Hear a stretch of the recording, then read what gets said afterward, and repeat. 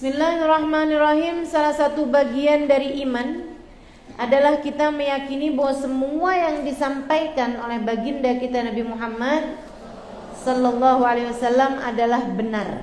Ya, semua yang disampaikan Nabi adalah benar sebab Allah berfirman tentang ucapan Nabi Muhammad, wa ma yantiqu anil hawa in huwa illa wahyun yuha. Tidaklah Nabi Muhammad mengucapkan satu ucapan melainkan semuanya adalah merupakan wahyu dari Allah Subhanahu wa taala. Sayyidina Imam Malik, gurunya Imam Syafi'i, pernah mengatakan ketika berziarah makam Nabi Muhammad alaihissalam, kullu kalam ibni Adam baina maqbul wa mardud ila sahib hadal qabr. Semua ucapan orang tuh ada yang diterima, ada yang enggak diterima. Semua ucapan orang itu bisa iya, bisa enggak, bisa benar, bisa salah. Mau siapa juga yang ngomong bisa benar, bisa salah. Ila sahib hadal qabr, kecuali yang dikubur sini, yaitu baginda Nabi besar Muhammad sallallahu alaihi wasallam. Nah, itu ucapannya udah pasti diterimanya, ucapannya udah pasti benernya, ucapannya nggak ada ceritanya salah.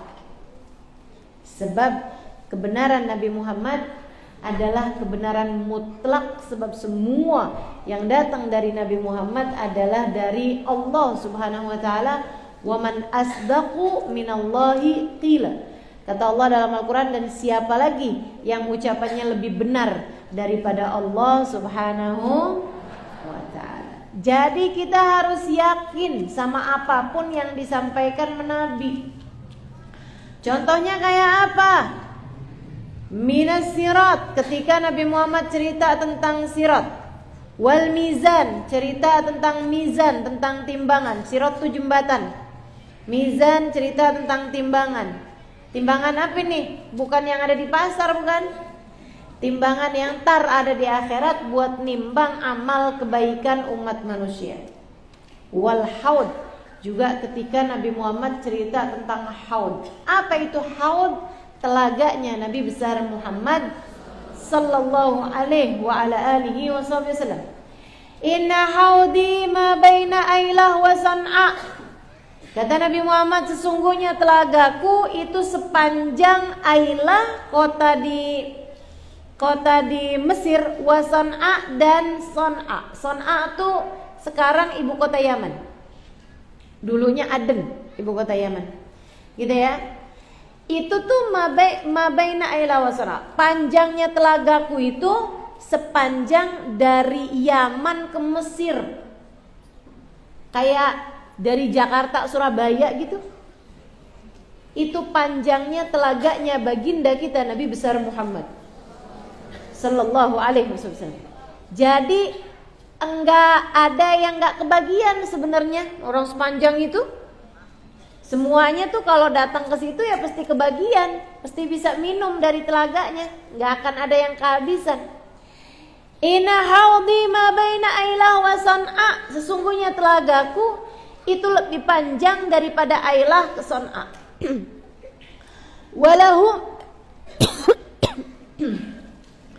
Walahu minal abarik ka'adad nujumis sama. Ini sebentar ya.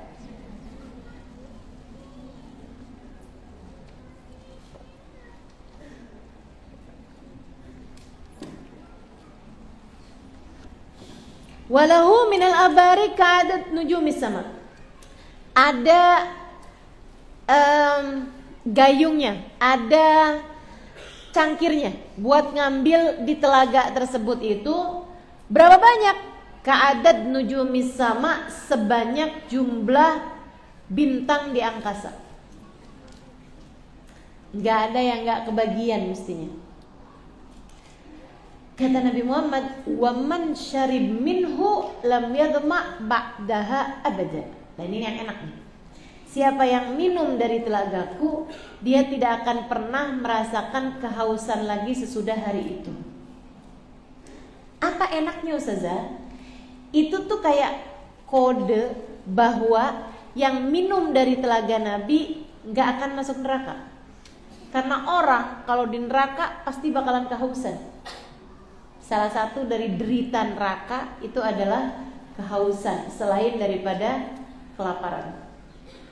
Selain daripada siksa tuh mereka juga dikasih haus, dikasih lapar. Nah, Nabi Muhammad cerita, siapa yang minum dari telagaku nggak akan pernah kehausan sesudahnya. Artinya, insya Allah nih yang berhasil minum dari telaganya Nabi Muhammad tidak akan masuk ke dalam api neraka. Dan nabi-nabi yang lain juga pada punya telaga. Bukan hanya Nabi Muhammad yang punya telaga, banyak juga para nabi-nabi dikasih sama Allah telaga juga. Meskipun gak ada yang lebih besar dan gak ada yang lebih mewah daripada telaganya Nabi Muhammad. Katanya Nabi Muhammad, abyad minal laban. Warnanya gimana Rasul telaganya? Air telaganya itu abyad minal laban, lebih putih daripada susu. Ahla minal asal, lebih manis daripada madu. Enak bener nih. Siang-siang terik-terik nih bahas urusan minuman. Lebih manis daripada madu, lebih putih daripada susu. Punya nama enggak? Punya dong. Danau aja punya nama. Di Indonesia, ya enggak? Sungai pada punya nama tuh. Ada Ciliwung. Masa ini enggak ada namanya? Ada namanya. Apa namanya? Kautsar. Yang Allah sebutkan dalam Al-Quran, a'udzubillahi minasyaitonirrajim. Bismillahirrahmanirrahim. Inna a'tainakal kautsar. Fasholli li rabbika wanhar. Inna syani'aka huwal abtar. Inna a'tainakal kautsar. Kami memberi kepada engkau wahai Nabi Muhammad telaga kautsar. Kautsar nih artinya ada dua. Para ulama tafsir mentafsiri, ada yang artinya telaga kautsar, ada juga yang mengartikan kenikmatan yang sangat banyak. Dari kata-kata kathura yakturu, kautsar, sesuatu yang sangat banyak, nikmat yang sangat banyak. Katsir, ya. Orang Arab bilang banyak, katsir. Kalau sedikit, qalil. Biasanya orang Indonesia pada suka tahu nih bahasa qalil. Karena sering ditanya, "Arafil Arabiyah?" Qalil. Kamu bisa bahasa Arab? Dikit. Gitu ya. Teman-teman sekalian, itu telaganya Nabi besar Muhammad. Gimana minumnya? Umat berdatangan. Jadi nanti pas telaganya dibuka tuh, umat berdatangan. Dari berbagai macam penjuru umatnya Nabi Muhammad minum dari telaga tersebut. Wow, rame tuh. Rame, udah minum dari telaga. Minum mereka ngambil dari gelas, ngambil gelasnya kemudian minum dari telaga tersebut. Tersedia gelas-gelasnya. Akan tetapi ada beberapa kalangan VIP.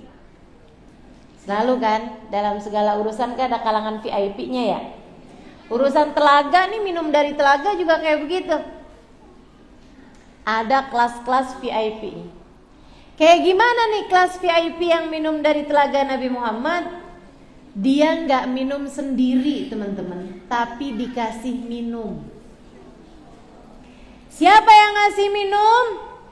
4 khulafaur rasyidin. Sayyidina Abu Bakar, Sayyidina Umar, Sayyidina Utsman, Sayyidina Ali. Ada nih orang-orang tertentu, nggak semua orang. Sama halnya dengan kelas VIP tuh selalu aja lebih sedikit daripada kelas yang reguler, kelas yang standar gitu ya. Nah, orang secara umum kebanyakannya minum-minum sendiri dah. Tapi yang ini nih ada kelas-kelas khusus, dia dikasih minum, yang ngasih minumnya orang-orang mulia. Dijamu sama sahabat-sahabat yang mulia. Kalau perempuan ustazah, yang jamu nggak main-main. Ada yang perempuan tuh yang jamu, ada Sayyidah Khadijah, ada Sayyidah Aisyah. Bukan berarti mereka menjamu kita kayak melayani kita, bukan. Tapi kayak kita semacam bertamu kepada mereka. Jadi disuguhinnya sama mereka tuh. Ya ampun, kurang VIP apa coba? Kalau masuk di situ, gitu ya. Ada yang orang-orang pinter, perempuan-perempuan ahli-ahli Quran, gitu kan? Tuh dijamu sama Sayyidah Aisyah. Ada yang perempuan-perempuan yang pandai menjaga diri, perempuan-perempuan yang ibadahnya luar biasa, hatinya penuh rahmat, dijamu sama Sayyidah Fatimah. Ada tuh perempuan-perempuan hebat, berkorban untuk Islam, berkorban untuk agama ini, berkorban dalam cinta pada Allah dan Rasulnya. Tuh bisa dijamu sama Sayyidah Khadijah. Sebenarnya sih pokoknya asal bisa minum dah.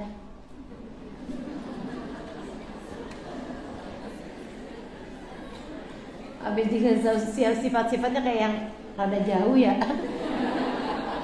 Udah dah. Yang penting asal bisa minum aja dah. Gitu teman-teman saya sekalian. Nah, ada kelompok VVIP. Aduh, VIP aja udah kayak kejauhan ya. Bentar. Ada kelompok namanya kelompok VVIP, khawas umat Rasulullah sallallahu alaihi wasallam. Kelompok khusus dari kelompok khususnya umat Nabi besar Muhammad. Itu mereka dijamunya, dikasih minumnya langsung sama Nabi Muhammad.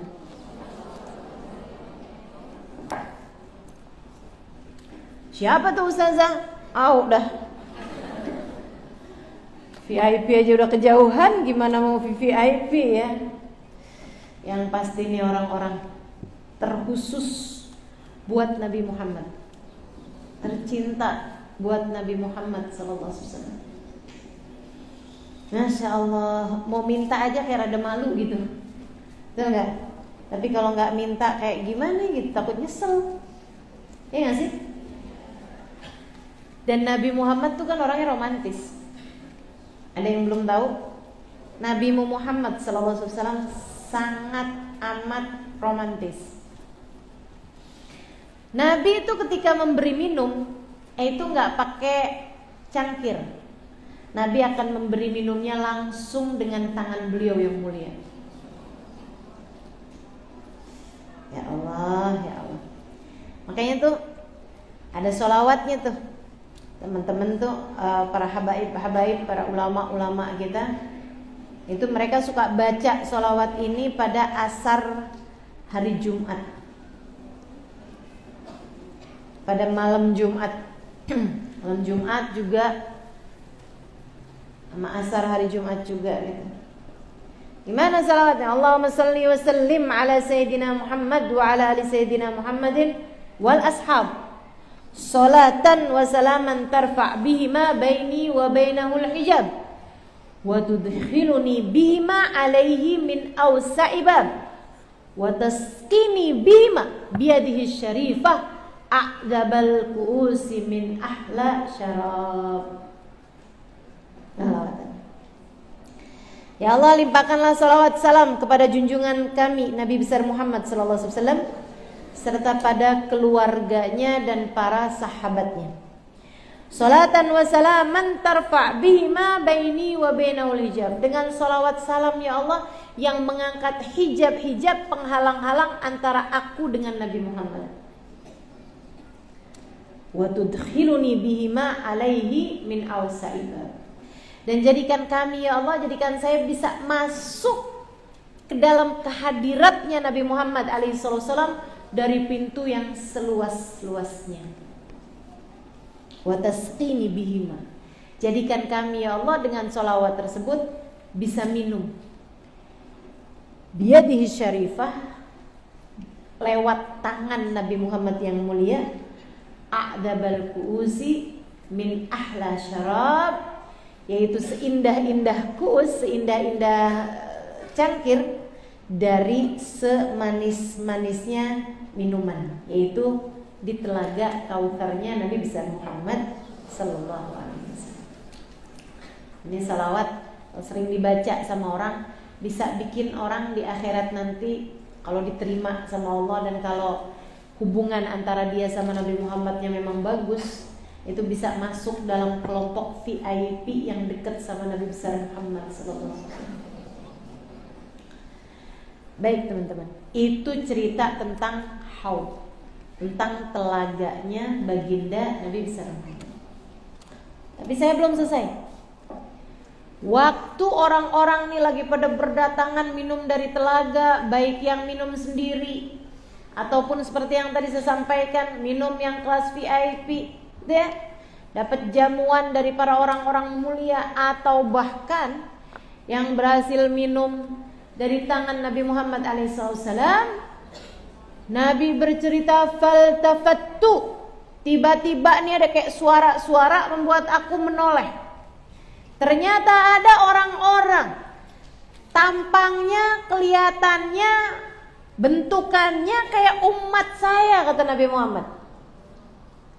Maksudnya bentukannya kayak umat tuh kayak gimana? Ya kalau di dunia nih, jilbaban juga kalau dia cewek gitu kan. Kalau cowok juga tuh kelihatannya udah kayak yang paling umat gitu. Kelihatannya, kalau kerudungan ya kerudungannya lebar begitu kan ya. Dia bilang, tapi mereka setiap kali mendekat ke telagaku, mereka diusir, mereka dihentak, mereka ditendang, mereka didorong oleh para malaikatnya Allah. Faltafattu, saya menoleh. Kemudian saya bilang, ya malaikati haula ummati. Malaikat, jangan gitu dong, kesianan tuh umat saya. Itu umat saya loh. Malaikat tersebut menjawab, suhqan lahum ya Muhammad. Enggak wahai Nabi Muhammad, bukan. Kelihatannya doang nih umat, padahal bukan. Kenapa gitu? Innaka la tadri ma yaf'aluna ba'da. Kalau aja engkau lihat wahai Nabi Muhammad, apa yang telah mereka lakukan sepeninggalmu. Teman-teman sekalian, ini terhadap kelompok yang kayak beginian nih, kelompok yang mana sih nih yang dimaksudkan sama Nabi Muhammad nih? Yang tampangnya kayak umat, tapi ternyata mereka di akhirat enggak umat. Jangan sampai kita menjadi salah satunya. Gimana dong Ustazah kalau kayak gitu? Masalahnya tampangnya umat nih. Kalau tampangnya enggak umat kan ya, pakai you can see, misalnya gitu, kan kita bisa menghindari. Tapi kalau tampangnya umat, apalagi bisa bawa hadis, apalagi bisa bawa ayat, tahu dari mana coba? Kalau dia khutbah di masjid-masjid kita, mungkin kita juga akan tertipu, akan terpedaya, akan terkecoh. Kita kirain dia bagian dari umat, apalagi merekanya merasa yang paling umat. Bahkan sampai-sampai sebagian dari mereka tuh ngerasa kayaknya tuh surga tuh punyanya mereka gitu. Dengan tampak mudah untuk meneraka-nerakakan orang lain. Yang kayak begituan, wah neraka tuh. Ziarah kubur, musyrik. Kalau musyrik kayak gimana? Neraka.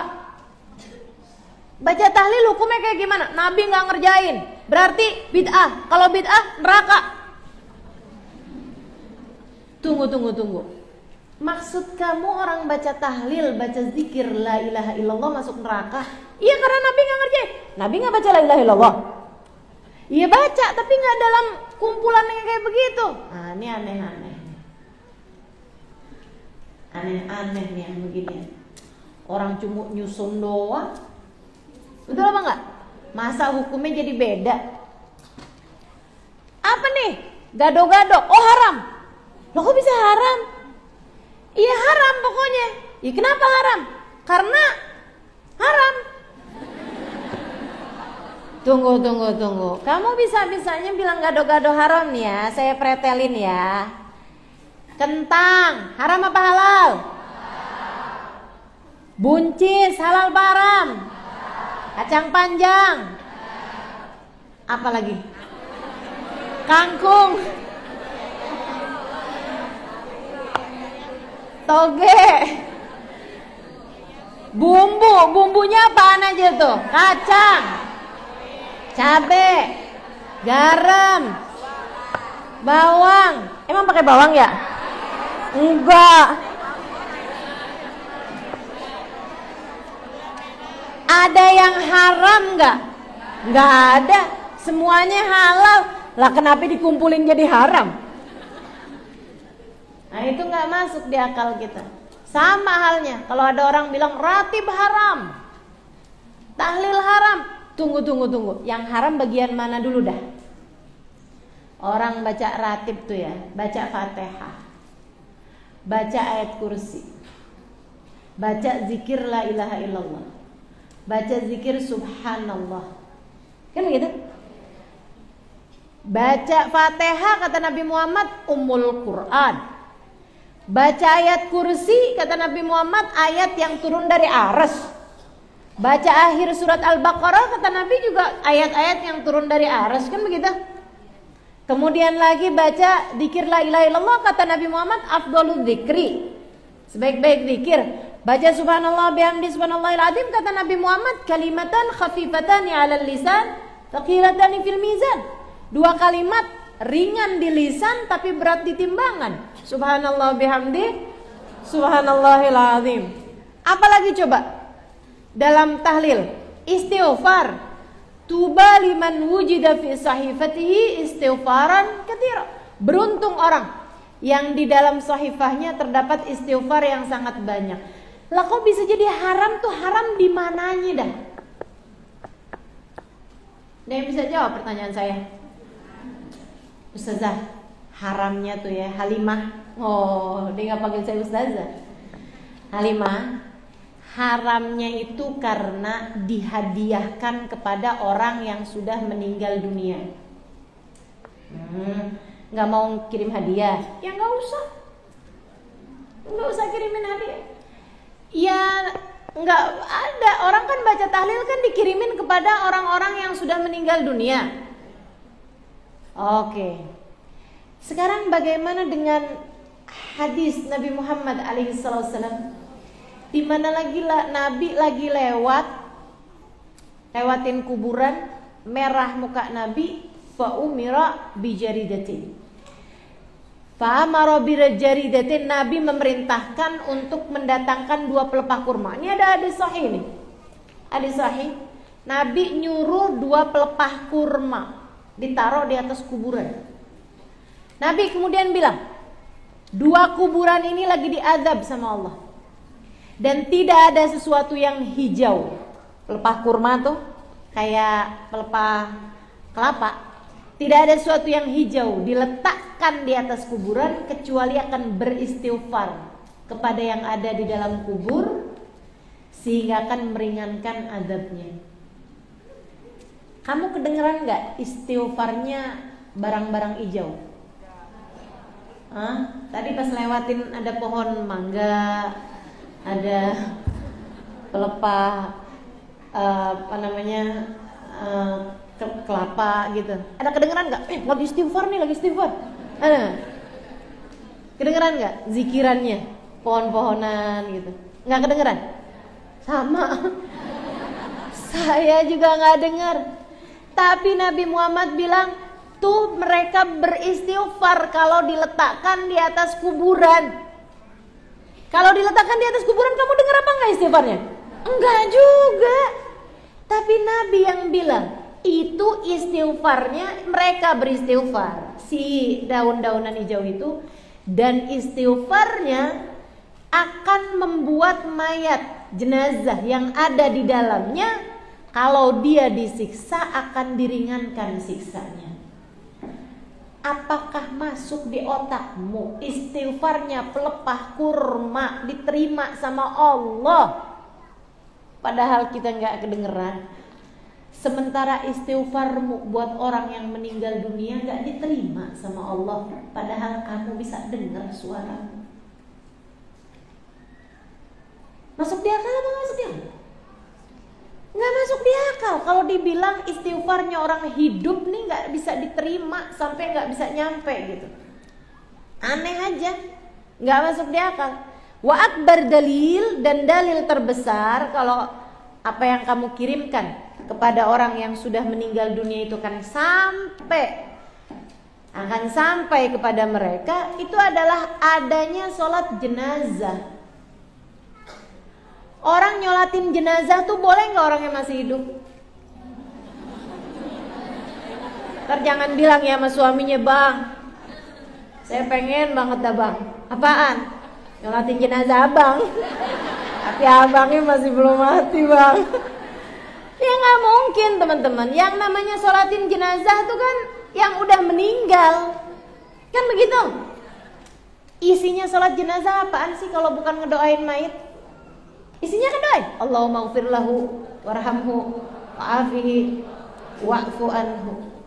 Kalau saja doanya orang yang hidup kepada orang yang mati, yang diterima hanya doa dari anak soleh saja, niscaya perintah sholat jenazah hanya akan datang kepada anak yang soleh saja. Karena ngapain Allah perintahkan kalau udah pasti gak diterima? Yang nyolatin jenazah banyak tuh, tetangga-tetangga, bahkan yang orang gak kenal. Saya kalau lagi ada di Masjidil Haram, di Masjidil Nabawi, tiap waktu sholat selalu ada sholat jenazah dan saya ikutan sholat. Saya nggak cari tahu siapa sih yang meninggal, kenal apa enggak ya saya ya? Enggak pakai saya cari tahu begitu. As-salatu alal amwat yarhamukumullah. Saya akan ikut berdiri, usolli ala man shalla alaihi imam. Allahu akbar. Saya baca tuh surat Fatihah. Saya baca sholawat. Kan rukunnya kayak gitu, nggak pakai ruku, nggak pakai sujud. Ini ya. Habis itu saya bacain doa buat dia. Allahumma ighfir lahum. Ya Allah ampuni mereka. Saya nggak kenal, tapi saya tahu mereka umat Nabi Muhammad. Ampuni mereka ya Allah. Kan begitu? Itu artinya istighfar dari kita nih sesama umat Islam kepada umat Islam yang lainnya diterima sama Allah Subhanahu wa taala. Terima sama Allah. Jadi nggak usah bingung-bingung urusan tahlil sebenarnya bid'ah atau nggak bid'ah. Nggak ada bid'ah. Teman-teman sekalian, hadir ikutan. Ya. Itu yang nggak mau tuh sama tahlil gimana Ustazah? Ya udah biarin aja dah. Biarin aja, ntar kalau dia mati tuh. Ada yang doain. Saya ingat cerita ada salah satu kiai ya. Ada orang meninggal, akhirnya didatengin sama dia. Dia ngajakin beberapa teman-temannya buat baca tahlil. Ternyata yang di rumah situ tuh rumahnya, sahibul baitnya itu orang-orang yang nggak mau tahlil, yang dibilangin bid'ah gitu kan. Nggak usah baca tahlil. Kenapa?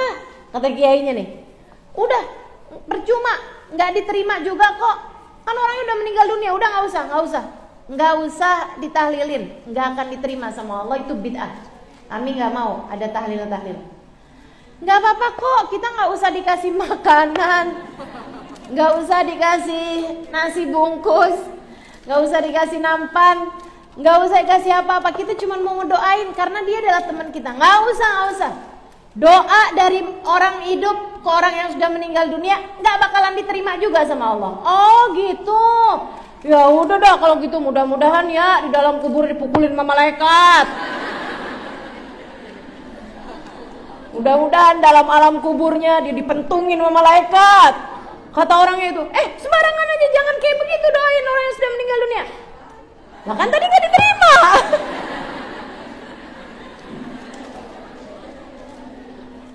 Ada. Jadi serba terbatas karena mereka memahami hadis bukan hanya secara letterlek, bukan, akan tetapi secara salah. Ada hadisnya, idza mata ibnu adam yanqata 'amalu illa min thalath. Apabila seorang manusia meninggal dunia, terputuslah amalnya kecuali dari 3 hal. Artinya terputus amalnya. Kamu kalau udah meninggal dunia tuh nggak bisa ngamal baik, kamunya yang nggak bisa ngamal baik. Bukan berarti kalau orang lain mau ngamal baik nggak keterima. Paham? Kamunya tuh, kamu begitu meninggal dunia udah nggak bisa tahajud.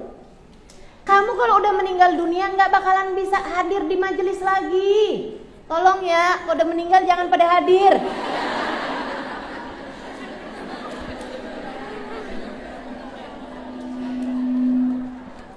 Gitu teman-teman sekalian, tuh maksud hadisnya. Illa min salas, kecuali 3 hal. Waktu kamu hidup ninggalin 3 hal ini, walaupun kamu meninggal dunia, tiap 3 hal ini ngerjain kebaikan, kamu ketulis pahala kayak kamu yang ngerjain kebaikan itu. Apa itu Rasul? Shadaqatun jariyah, sedekah jariyah. Selagi yang kamu sedekahkan masih dipakai, sedekahin. AC-nya masih dipakai buat majelis. Tiap kali ada yang nyalain tuh AC, bikin adem majelis, kamu kayak ngademin orang di musola, pahalanya ketulis lagi pahalanya. Gitu terus selagi amal jariah tersebut masih mengalir. Awaladun soleh yad'ulah, atau anak soleh yang mendoakan dia. Teman-teman sekalian, kamu kalau meninggal dunia ninggalin anak-anak soleh, semua perbuatan baik yang dikerjakan sama anakmu akan mengalir ke dalam catatan amal perbuatan. Termasuk juga ilmun yuntafa bih, ilmu yang bermanfaat. Nih kayak saya nih, misalnya saya kan ngajar nih, ini kan direkam, ada dicatat gitu kan. Setiap kali saya udah meninggal dunia nih, misalnya, doain panjang umur ya. Misalnya saya meninggal dunia, setiap kali ada orang dengerin ceramah saya lagi, itu kayak saya ceramah lagi pahalanya. Dan itu ngalir. Apalagi dia ngamalin, dia dapat pahala, saya ikutan dapat pahala, pahalanya ngalir ke dalam kubur saya. Makanya jangan ngiri ya kalau saya jadi orang kaya di dalam kubur saya. Pahalanya banyak, ngalir terus teman-teman. Kayak begitu tuh gitu. Itu maksud hadisnya. Bukan berarti doa kalau bukan dari anak soleh kagak nyampe. Kesian amat yang kagak punya anak. Betul gak? Tuh udah. Makanya tuh hadis, segala ayat tuh bukan dipikir pakai hawa nafsu, gitu ya. Dipikir pakai akal sehat. Dia yang model-model segala-gala diharam-haramin, segala-gala dibid'ah-bid'ahin. Wah, tuh serem. Karena dia justru malah bikin agamanya Nabi Muhammad jadi berubah. Agamanya Nabi Muhammad tuh gampang. Inna ma bu'ithu bil hanafiyatis samha. Kata Nabi Muhammad sallallahu alaihi wasallam, sesungguhnya aku ini terutus dengan membawa agama yang mudah. Segala sesuatu mubah kecuali jika datang keharamannya. Kecuali kalau Nabi Muhammad bilang haram baru haram. Tapi yang lain selagi Nabi Muhammad gak bilang haram berarti mubah. Tapi ada kelompok yang no. Selagi Nabi Muhammad gak bilang halal berarti haram. Jadi haram semua. Pakai lipstik haram, maskara haram lagi, lebih haram lagi, gitu kan? Eyeliner haram, masya Allah, segala-gala haram semua dah pokoknya. Bedak haram juga, krim siang, krim malam, semua haram dah. Semua yang nggak diinin Nabi Muhammad semua haram, masya Allah. Mudah-mudahan Allah jauhkan kita nih dari yang model-model beginian ya. Dengan dalil kita memurnikan ajaran Islam. Islam gak usah dimurni-murniin. Islam tuh udah murni. Katanya Allah subhanahu wa ta'ala, al-yawma akmaltu lakum dinakum. Pada hari ini kami telah sempurnakan agama Islam dari 1400 tahun yang lalu. Islam udah sempurna. Udah gak usah diapa-apain lagi. Jangan segala-gala diharamin, orang jadi takut sama Islam. Betul gitu gak? Saya kemarinan dengerin cerita nih dari tetamu kita, Hubabah Ummu Salim, Hubabah Nur. Teman-teman sekalian saya muliakan, beliau cerita nih. Kata Hubabah, ibu-ibu hati-hati sama anak-anaknya, didik yang benar. pastikan ajaran yang sampai kepadamu dan kepada anak-anakmu itu adalah ajaran Islam yang memiliki sanad keilmuan, nyambung kepada Nabi besar Muhammad sallallahu alaihi wasallam. Dari para ulama yang nerima ilmunya dari para ulama, nerima ilmunya dulunya dari para ulama, nerima ilmu dulunya dari para ulama sampai nyambung tuh ilmu sampai kepada baginda Nabi besar Muhammad sallallahu alaihi wasallam. Bukan orang yang belajar sehari dua hari kemudian pegang mic ceramah, nggak gitu. Islam tuh nggak gitu. Teman-teman sekalian yang saya muliakan, kata beliau, jadi kamu juga mesti mastiin nih agamanya anak-anak kamu tuh diambilnya dari mana. Jangan sampai salah-salah dan jangan tidak peduli. Beliau terus cerita, ada satu keluarga di Arab Saudi sana ya, di Jeddah tepatnya. Kejadian belum lama teman-teman saya sekalian. Tetangganya udah ngomongin sama si bapak, Pak, kayaknya anak bapak mulai aneh dah. Kenapa gitu? Kita liatin dia suka ngumpul-ngumpul tuh sama orang-orang yang noda lain. Kamu kan orangnya yang mau kunut, mau tahlil, mau ini, mau itu gitu, mau maulidan, mau solawatan. Ini kayaknya yang nggak mau kayak begitu-begituan tuh, kumpulnya sama dia tuh. Pikirnya si bapak gitu, nggak apa-apa, yang penting dia belajar Islam, udah bagus aja. Saya juga nggak seberapa ngerti, udah biarin aja dah, dia mau memperdalam agama emang napa. Gitu. Si ibu juga udah ditegurin sama temen-temennya di komplek waktu belanja sayuran. Empok, tahu nggak tuh anaknya tuh? Bilangin apa Empok? Udah ditegurin nih sama teman-temannya dia. Tapi ibunya kayak yang, biarin aja napa? Dia kan belajar ilmu agama udah bagus aja. Nggak ngambil lalu gitu, kayak ngeremehin aja. Tambah lama si anak mulai tambah aneh, teman-teman saya sekalian. Bilang TV bid'ah, HP bid'ah, ini bid'ah, ini haram, ini haram. Lama-lama nih, Mama jangan minum teh merah, Mah, haram, Mah. Mama jangan makan nasi, Mah, bid'ah, Mah. Kenapa bid'ah, Nak? Nabi Muhammad nggak pernah makan nasi, Mah. Roti gandum aja, Mah. Nabi makannya roti gandum di sono ya. Gimana kabar orang Indonesia nih? Kalau belum ketemu nasi belum makan. Belum makan nih saya. Kok kamu kuat? Dari kapan? Dari kemarinan. Wih, kuat bener. Belum makan nasi. Tapi udah habis roti 3. Bakso, mie ayam, gado-gado. Allah. Teman-teman sekalian yang saya muliakan, mulain tuh segala-gala haram. Jadi tuh nasi dibilangin haram. Apa kabar seblak?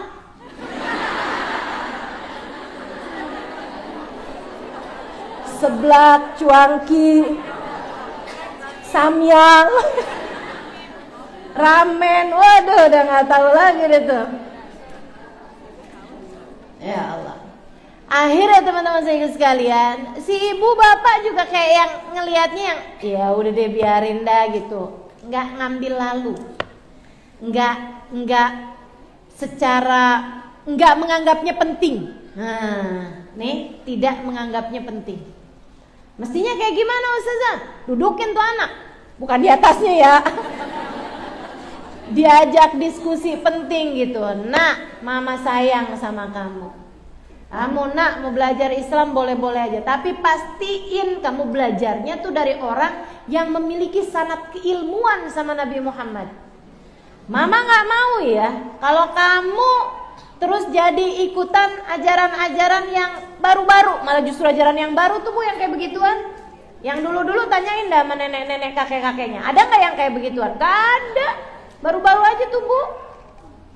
Ibu-ibu pasti tahu dah modelan-modelan orangnya dah. Dahinya hitam. Katanya terus sujud dia Bu ya. Tanda sujud yang Allah bilang itu simahum fi wujuhihim. Ada bekas sujud di wajah mereka, bukan di dahi. Artinya gimana? Wajahnya orang-orang ahli sujud tuh kelihatan. Kelihatannya gimana? Alladzina idza ru'u dzukirallah. Orang-orang saat kita memandang wajahnya mengingatkan kita kepada Allah. Memang ada ustazah, orang kalau kita lihat memandang bakal ngingetin kita sama Allah. Banyak yang kemarin hadir di Menara 165, yang bisa masuk, bisa lihat wajahnya Mubabah, pasti tahu rasanya. Memandang wajahnya akan selalu mengingatkan kita kepada Allah. Saya udah mandang wajah beliau tuh berasa remahan rengginang di Kalengkongguan. Tiap mandang beliau berasanya gitu dah. Remahan roti, teman-teman. Ya Allah, ya Allah. Betapa sangat jauhnya saya ternyata dari menjadi seorang wanita yang salehah. Beliau tuh gak ada berhentinya ibadah, gak berhenti ibadahnya. Tidurnya dikit banget, sisa waktunya makmur. Semua waktunya itu makmur dengan ibadah pada Allah Subhanahu wa taala. Dari ibadah antara dia sama Allah, tahajud, Quran, zikir, sholawat, udah gak berhenti. Habis itu ibadah antara dia sama sesama manusia.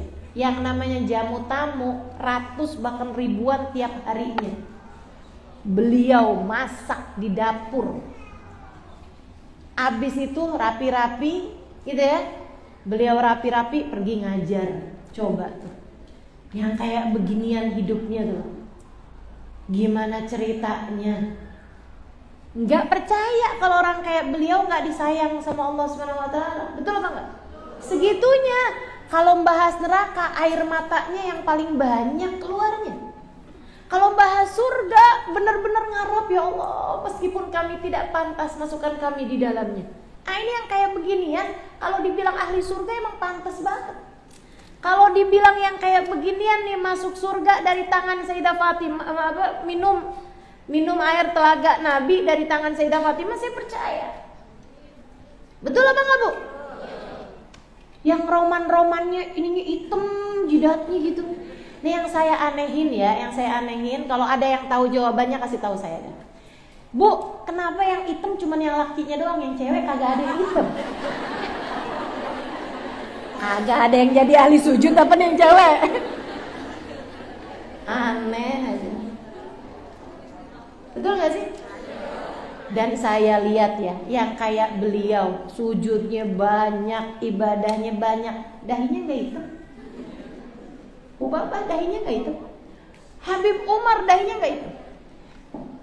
Suami saya pernah mendampingi Habib Salim Asy-Syatiri almarhum di mobil, teman-teman saudaraku sekalian, ma baina adzikir wassalah. Katanya suami saya, dia bilang itu beliau di mobil tuh antara zikir sama salat. Di mobil dalam perjalanan. Perjalanan bukan perjalanan dekat, perjalanan jauh. Jakarta ke Semarang apa kayak gimana gitu waktu itu. Itu di mobil. Allahu Akbar. Ya Allah. Allahu Akbar. Allahu Akbar. Sepanjang perjalanan. Kalau enggak baca kitab, kalau enggak zikir. Enggak kayak kita romannya kalau di mobil.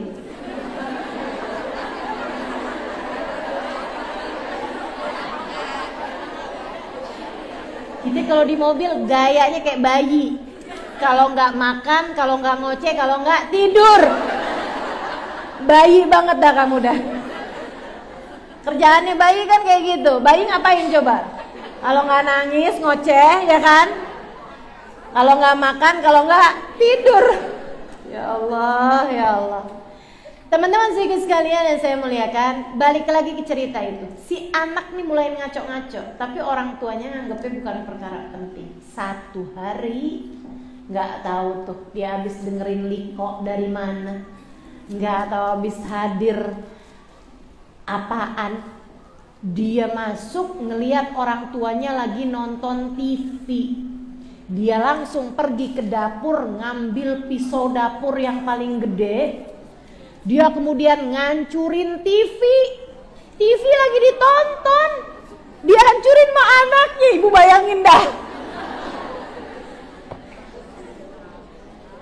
Bu, yang ditonton bukan barang haram. Barangkali saya nggak tahu juga, barangkali kayak lagi nonton berita, oh di Indonesia ada polisi tembak polisi, misal gitu. Lagi nonton kayak gitu, bukan nonton barang-barang kayak HP gitu, bukan. Lagi nonton berita gitu, ada bencana alam di mana kayak gitu. Si anak datang bawa pisau, diancur-ancurin tuh TV-nya sambil bilang ini haram, haram, haram. Si bapak ngeliat kayak begitu, ya kan muntap ya, dia nggak tahu apa ini aneh beli mahal-mahal, barangan aja gitu. Si bapak ngambil tongkat, dipukulin tuh anak pakai tongkat.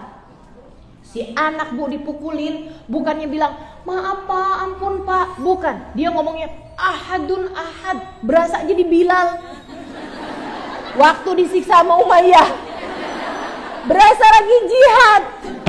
Ya Allah, bapaknya digituin, tambah marah, dipukulin lagi anaknya. Si ibunya teriak-teriak, udah pak, jangan pak, jangan pak, udah ibu, sampai si anak nggak sadarkan diri, dibawa pergi ke rumah sakit teman-teman sekalian, sampai berapa hari kemudian meninggal dunia. Orang tua stres dua-duanya, jadi kayak gila, hilang akal, keduanya masuk rumah sakit jiwa. Ya Allah, ya Allah. Nih, ngerusak nih buat Islam. Kelihatannya kayak Islam, tapi padahal bukan Islam. Apalagi kalau udah yang model-model yang kayak begini, hukumnya apa? Darahnya halal. Main darahnya halal aja tuh orang. Teman-teman sekalian, abis itu yang model-modelan tuh jihad, bawa bom ke Suriah, salah denger jadinya ke Sarinah.